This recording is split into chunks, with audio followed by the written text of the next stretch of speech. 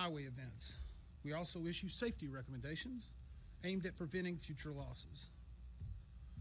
Now, before I go any further, on behalf of the entire NTSB, I want to just express our sincere condolences to those who were not only affected by losing family members in this accident, but those that were also injured and those that are still missing.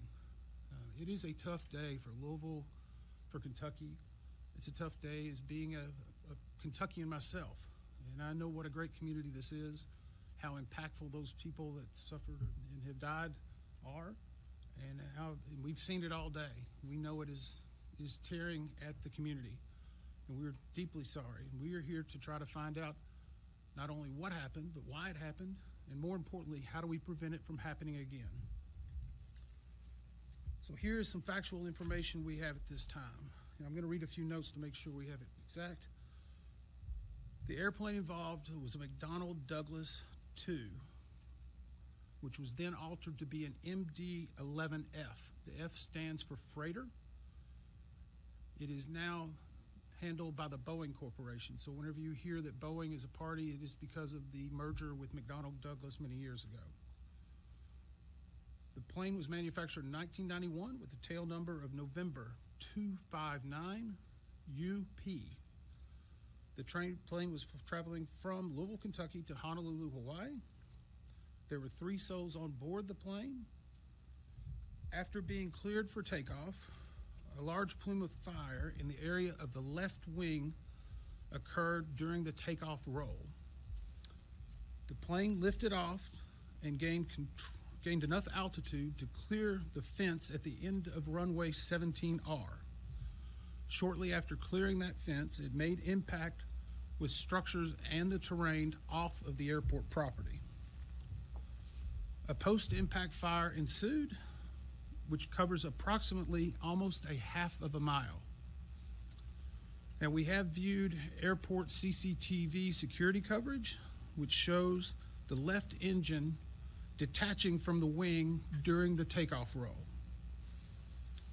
This and other videos, along with evidence we are finding, are a very valuable asset to our investigators in helping us hone further which areas we were going to be focusing on as we move into further days of the investigation. Now, let me tell you a little bit about our process at the NTSB. What we will do is analyze the facts, determine the probable cause of this accident, and then issue a report on those recommendations. Now, the investigator in charge of this is with me here. It's Chi-Hoon Shin, who has been with the NTSB for 13 years. He is one of our more senior investigators, and in fact was leading one of the groups during the DCA crash.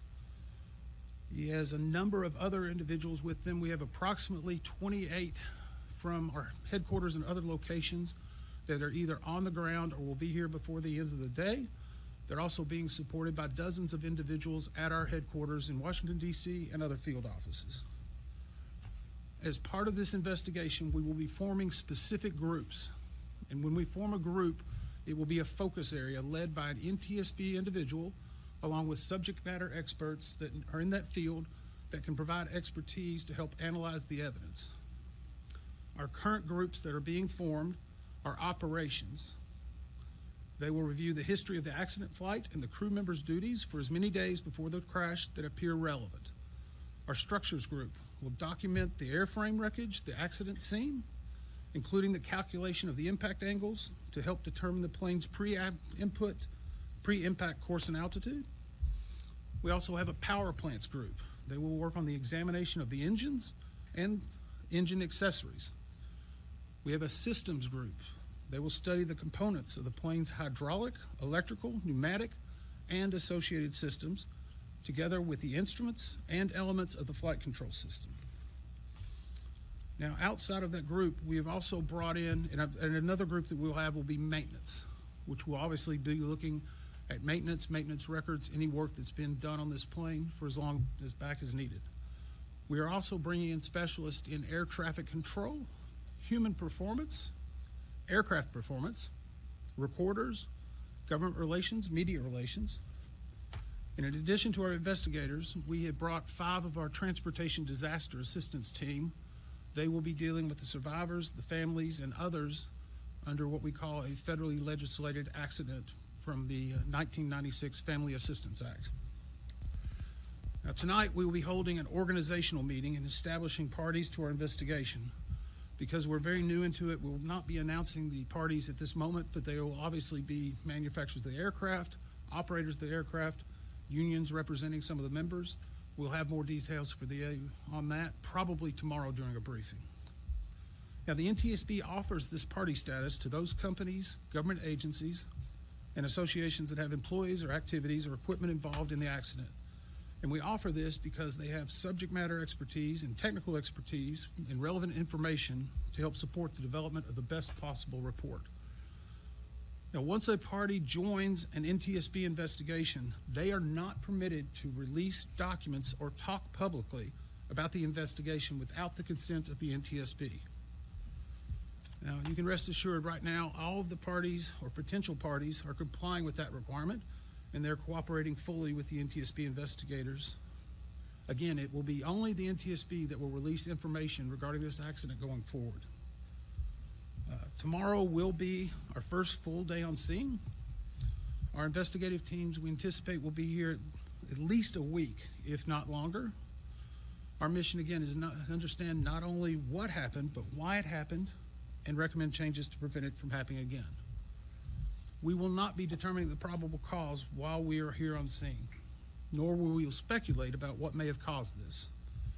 Now, since we're just beginning with the investigation, we don't have more factual information to give you at this time, but we believe over the next couple of days we'll be able to avail a little bit further for you.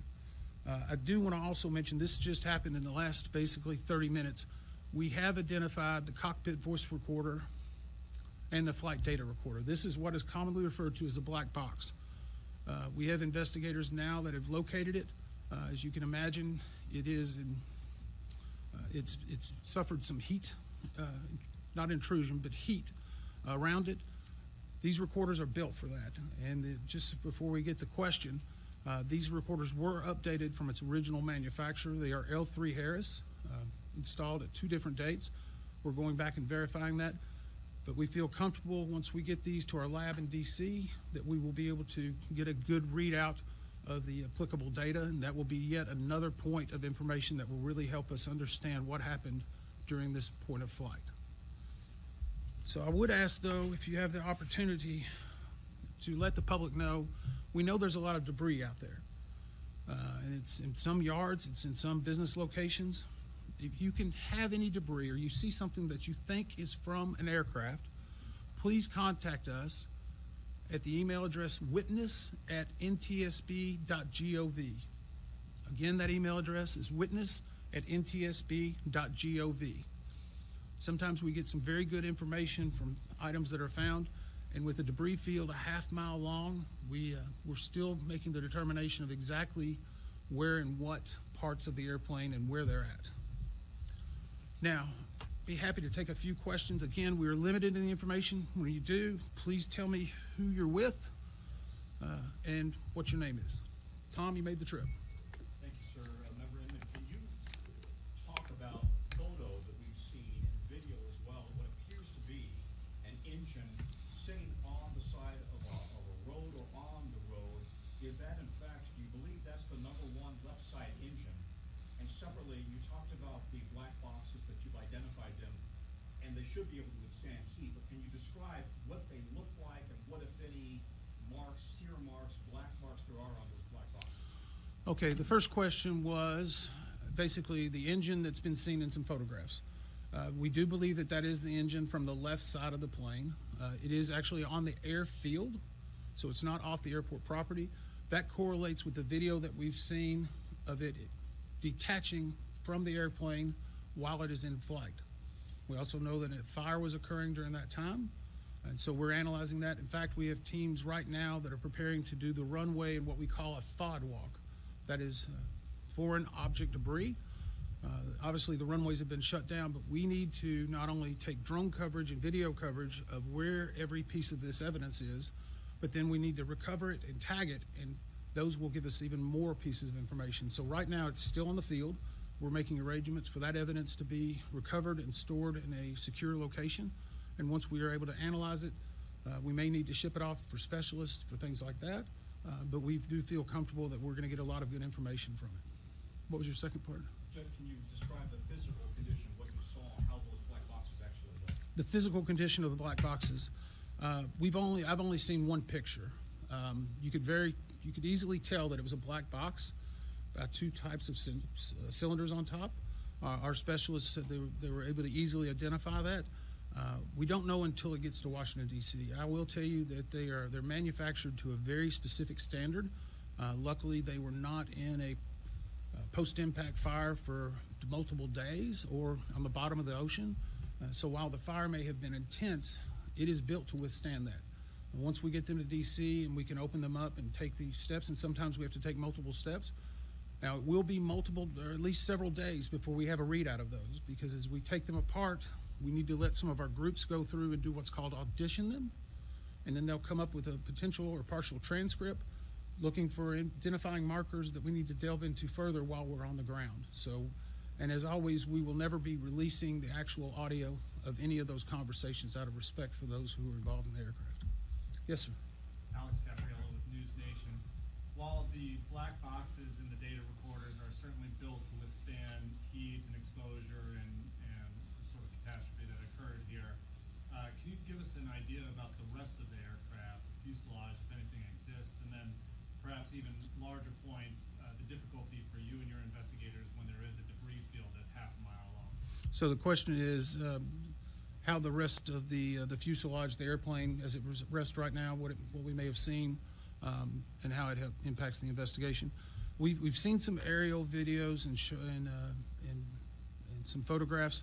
The emergency management here, along with the first responders, have done an amazing job. We've been working with them since we've gotten on the ground. They have some command posts set up, and I just want to applaud them for not only the work they've done and the work they are doing and the courtesies they're providing us, along with the UPS staff and everyone here at the airport. But to answer the ultimate question, there are a lot of different parts of this airplane in different places. I mean, whenever you have a post-impact to not only structures but also to the terrain, you have to analyze why it came there, and then how do you recover it correctly in order to analyze it. So I can't give you a real good definition of what it is. There's a lot of different parts. It doesn't complicate it to where it's not recoverable. A mile and a half, a half a mile is a pretty large distance, but we have to be very cautious. The main thing we're also worried about are the safety of not only the investigators, but the first responders that are there. We know that there's been some shelter in places in the area. We also know that while the fire departments were working throughout the night, there were occasionally little flare-ups in different spots. So they're having to constantly monitor that to make sure it's safe for someone to get in.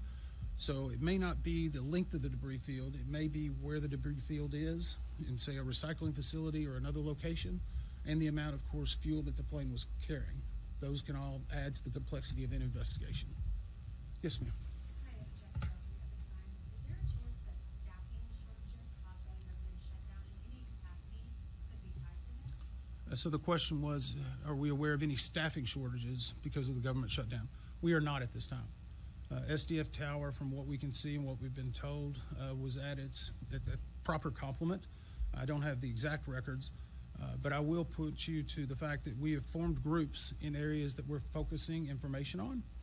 We have not formed an ATC group. We have specialists in that, but at this point, it has not elevated itself to the point to where we feel they need an entire working group. And I would go back to the same thing in regard to the shutdown. Our investigators have been working since the day it started, the shutdown occurred. I've been working every day since then. We've only recalled a few individuals yesterday just to handle some of the logistics of our travel and our movements. But we have everyone we need and then some in order to make sure we're performing this investigation. Yes, sir. Looking for some context. How rare is it that you see a plane with this much fuel on it going down and creating the fire that we saw? Okay, so the question is how much fire in regard to this fuel load, and how in the United States we don't see it very much, which is great, and it means that the recommendations we've made, over 15,000 recommendations in our 65-year history, we have about an 82% success ratio. we have a mantra that used to be in front of our training facility, and it's from tragedy we draw knowledge to improve the safety for all. And so for every tragedy we've had, we draw more knowledge, and we try to learn from that. And we hope that we don't repeat the same mistakes. So in this case, I'm sure we're going to learn some new things. We're going to make some recommendations and some findings. What they are yet, we do not know. But I would say a freighter that's fully loaded, that's going to Honolulu, is going to have a large amount of fuel. And that obviously was part of the post-accident response. Yes, sir. What's the rotating speed of a fully fueled heavy 11? How fast is it going to take off? The question was, what is the rotation speed? Take off. Takeoff speed? 175, 180? I don't have the exact figures for you. I apologize. I'm not a pilot. We will be looking at that. Typically, you're looking at speeds in the 150s to 180s, 190s, but I don't want to give you a definitive number because I would be guessing. And some of those are based upon exactly what's occurring at what point of flight that it's occurring. So there's a lot of different things that go into it in addition to the weight and balance. All of these have been mapped out over decades to specifically know how much thrust and speed is needed to obtain lift and to achieve it, and if necessary, to do an emergency diversion. So we've had a lot of experience with that.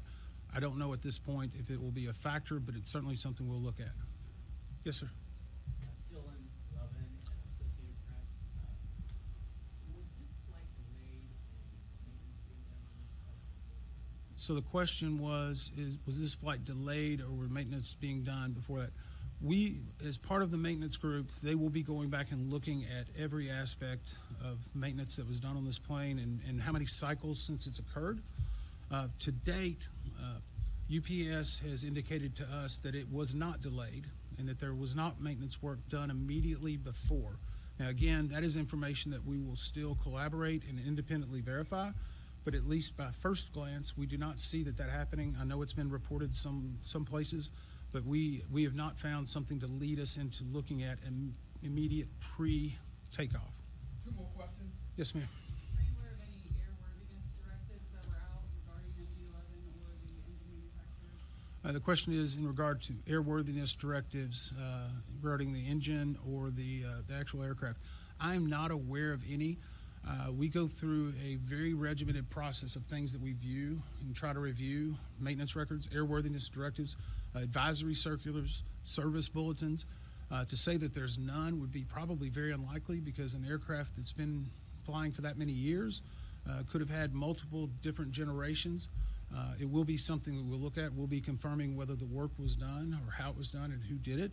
But at this point, we have not seen anything that's said we need to hone in on a specific area. One more question?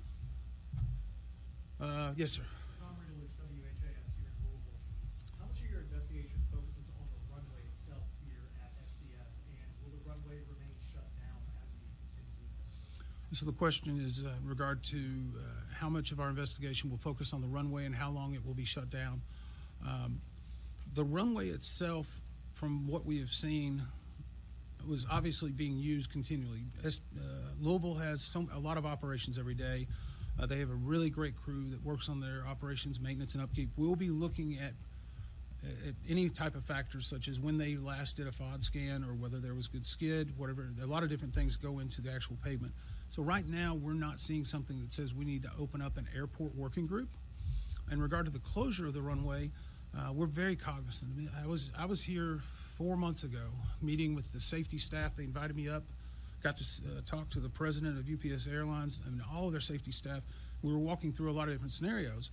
And one of the things that struck me was not only is this a company that moves freight, they are delivering life-saving drugs, postal products, food, supplements, you name it, that come through this hub every night.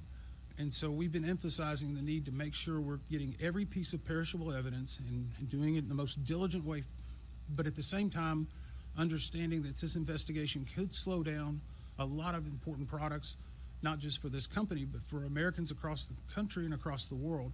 And I think we have to be cognizant of that. That's the reason why we were working so diligently today to try to do the mapping and to get the FOD walk. In regard to actually keeping the runway shut down, we do not shut down runways. It is the airport authority. Obviously, they have been working with us in a great fashion and are trying to do everything they can to make sure we have the information. But we are hopeful that we can turn over at least one of the runways shortly, and as soon as possible, the other runway, while still preserving all the evidence. Thank you very much. About a timeline, when you might have a preliminary report out?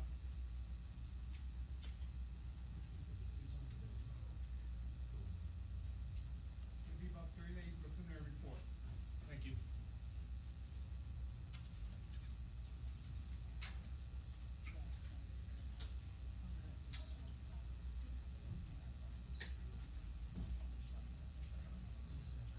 Keep that on. And you get that other.